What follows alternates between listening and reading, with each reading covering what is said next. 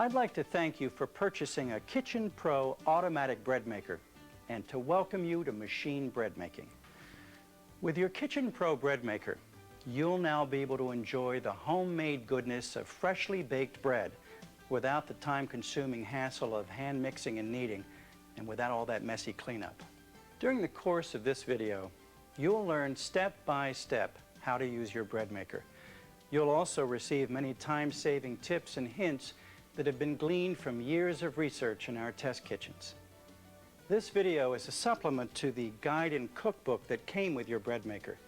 You'll want to read it thoroughly before you bake your first loaf. To help you get acquainted with your new bread maker, I'll walk you through the process of making a loaf of basic white bread. This will cover the proper techniques of measuring your ingredients, using the digital control panel on your bread maker, and recognizing the proper dough consistency and how to correct any problems that may occur. Knowing this basic information will enable you to use all the bread settings with confidence, and you'll feel more comfortable to experiment with your own recipes. First, you'll want to wash out the bread pan with soapy water. Now, be careful not to submerge the outer shaft in the water. This may over time cause rust particles to form and interfere with the mechanics of the bread maker. Now you're ready to add the ingredients. It's important to use the right ingredients and measure accurately. Using a soup spoon in place of a tablespoon practically guarantees a failure. Now let's make sure we have everything we need to get started. You'll need dry measuring cups, a liquid measure, measuring spoons, and a straight edge spatula. Now we're going to start with a classic white bread recipe found in your guide and cookbook. It calls for 9 to 11 ounces water, 1 3/4 teaspoons salt, 2 tablespoons butter or margarine, 4 cups bread flour, 2 tablespoons sugar, 2 tablespoons dry milk, 2½ teaspoons active dry yeast. Since the temperature of ingredients is one of the variables that can affect your bread quality, you want them to be at room temperature. The cookbook contains a number of shortcuts that will allow you to go from the refrigerator to the bread pan in practically no time at all. Always add the ingredients in the sequence listed in the recipe. Now the first ingredient is water. I want to stress how important it is to be accurate in your measuring. When you're measuring the water, or any liquids, you need to measure the cup at eye level to be certain you're hitting the mark. I'll set the cup on the counter and bend down to clearly see the water level. You'll notice that this recipe calls for 9 to 11 ounces of water. Now this is because there are several variables that may affect how much water is needed. Begin by using 9 ounces of water. We'll adjust the recipe if necessary later in the kneading cycle.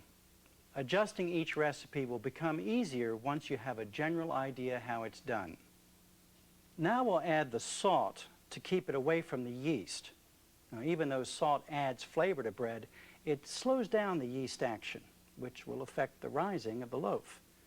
Now, when measuring dry ingredients, fill the measuring cup or spoon to overflowing and simply level it off with a straight edge spatula. It's best to do your measuring away from the pan to avoid accidentally spilling extra ingredients into the bread pan. Now next, we'll add the butter or margarine. Now, if it's right out of the refrigerator, cut it into quarters before adding it to the bread pan.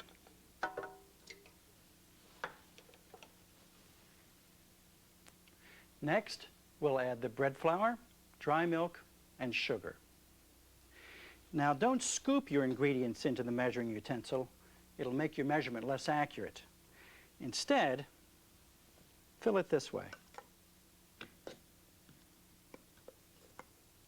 Once it's overflowing, simply level it off with your straight edge spatula and place it into your bread pan.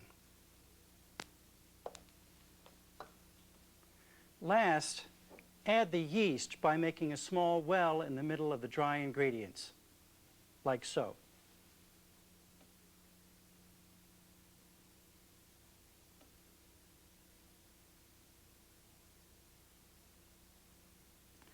This will allow the yeast to remain dry until the machine begins kneading. Set the bread pan in the bread maker and lock it in place with a partial turn. Now make sure the bread pan is securely in place before proceeding. When you first plug your bread maker into an outlet, 3 zeros will be flashing in the digital readout. Press the stop button to clear the display. To choose your desired setting, press the select button. Now each time you press it, the number in the display will change and you'll hear a beep. Now since we're making a large white bread with light crust, we would simply press the select button until we see a 1 in the display. This number corresponds to the large light setting on the panel. Press the start button and 310 will appear in the display. The timer will begin counting down. And you're only 3 hours and 10 minutes away from delicious homemade bread. A flashing indicator will let you know what cycle the machine is in. During the initial knead cycle, the mixing blade rotation is irregular.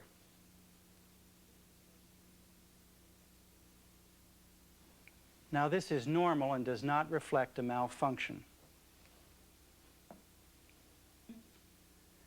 While your bread maker is designed to do all the work for you, things like humidity, temperature of ingredients, or exactness of measurement can all affect the size, shape, or texture of your bread. Now, once you recognize the cause, it is a matter of a simple adjustment to get a perfect loaf. After 5 to 10 minutes into the initial knead cycle, you'll want to check your dough to see if you need to make any adjustments. Lift the lid and check the contents of the bread pan. Now, as you can see, the ingredients are starting to form a ball. It should have a soft, even texture, like this. Now, this dough looks great. But let's look quickly at a few instances where you would need to make an adjustment. If your bread maker begins to knock while kneading, or the dough ball is dense and irregularly shaped, the dough is too dry. A dough that is dry will yield a loaf with an uneven or irregular top, possibly cracked, and the finished loaf will be short. Not exactly what we're looking for. But if you make a simple adjustment, your loaf will be a success. Now let me show you how. If you do hear a knocking sound from your bread maker, or your dough ball looks like this, simply add warm water 1 teaspoon at a time until the dough looks soft and smooth, like this. If the dough contains too much liquid, it will look more like a batter than a dough, much like this.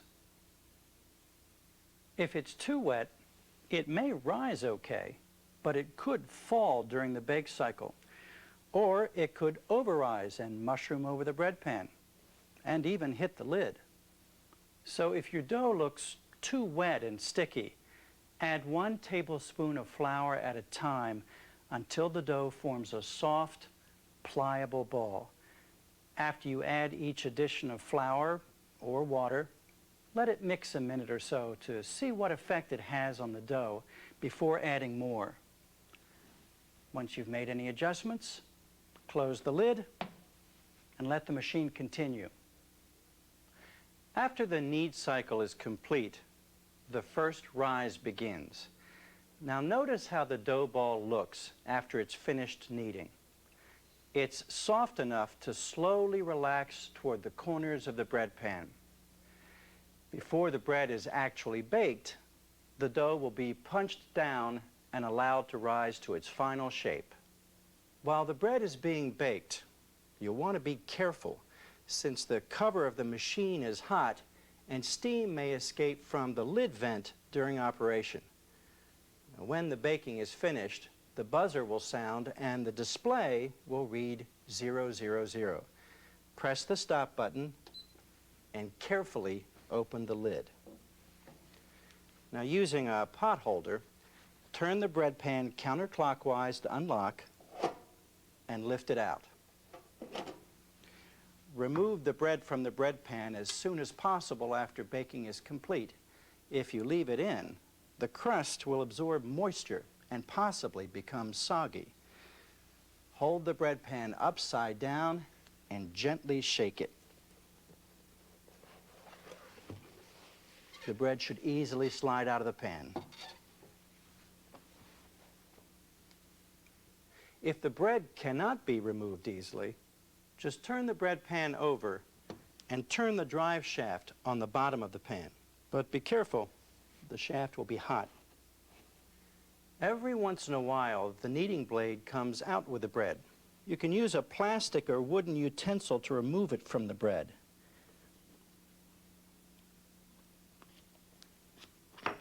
But remember, that kneading blade will be hot. So don't try to remove it with your bare hands. Once you have the loaf out of the bread pan, place it on a wire rack to cool.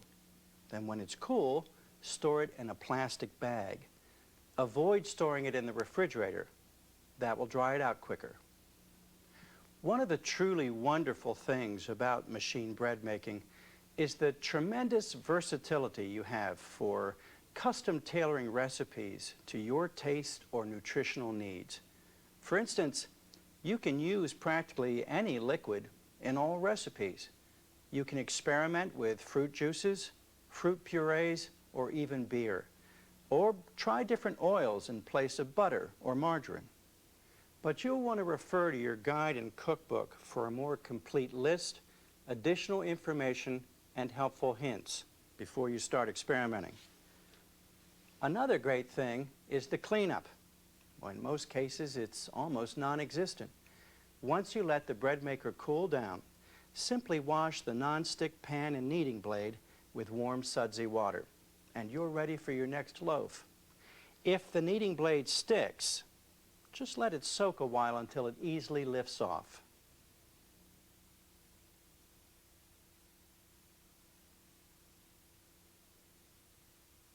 This machine has a quick bread cycle, which allows you to make bread like banana bread, zucchini bread, and cranberry nut bread. For quick bread recipes, you simply add the room temperature ingredients and you're on your way. Select the quick bread cycle and press start. Quick bread recipes use baking soda or baking powder instead of yeast, so they don't require rising time. Remember though, since quick breads do not use yeast, they will only rise to partially fill the bread pan. This is normal.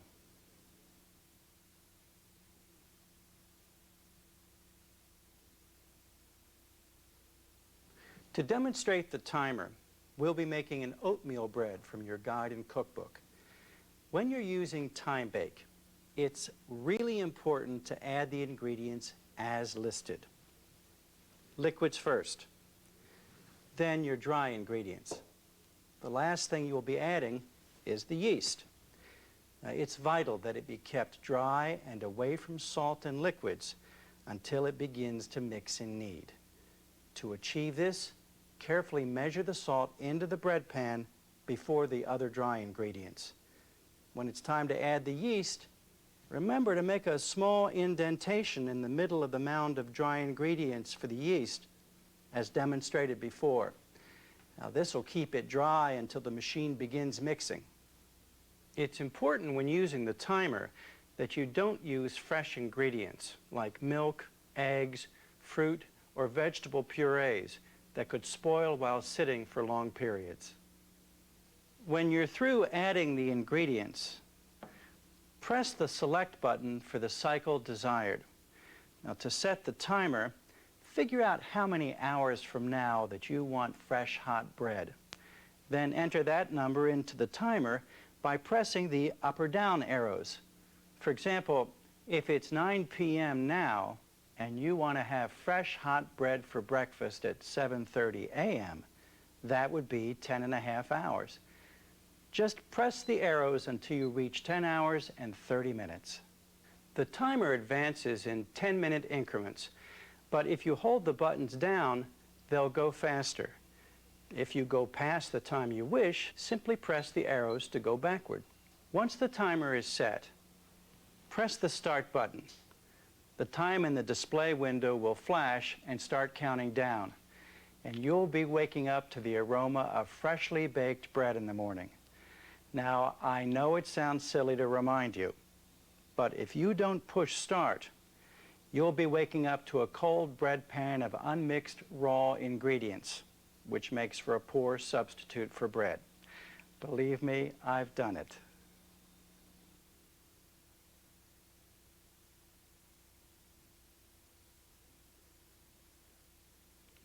To demonstrate the sweet setting, we'll be baking a fruit and nut bread from your guide and cookbook. Add your room temperature ingredients as listed, except for the fruit and nuts, which will be added later. Select the sweet setting, which is made for breads containing high amounts of sugar, fats, or protein. Press start. In 20 minutes, the unit will signal for you to add the fruit. Now, other cycles also have this signal. However, the times may vary depending on the cycle you're using. Your guide and cookbook contains a time chart for each cycle. If the machine's not mixing the fruit into the dough, lay a spatula on top of the dough, like so. Remove the spatula and close the lid to continue. By waiting 20 minutes into the kneading cycle, the fruit will be better distributed into the bread without being chewed up through the entire kneading and mixing cycle. Just look at the difference between loaves that were baked putting the fruit in right away and waiting 20 minutes. There's really no comparison. Notice that the height of the bread is also affected by the crushed fruit. Follow this same procedure for adding any fruit or nuts in this or any other recipe. Some fruits or nuts don't distribute as well as others. If you find you're having a problem, try dusting the fruit or nuts with a little flour.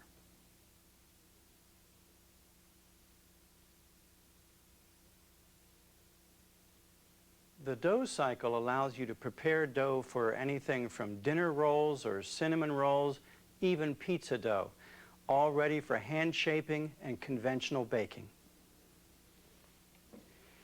Here we've made pizza dough from your guide and cookbook.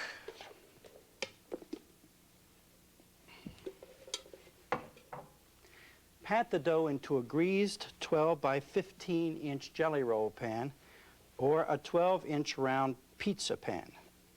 Now we're going to use a traditional pizza pan.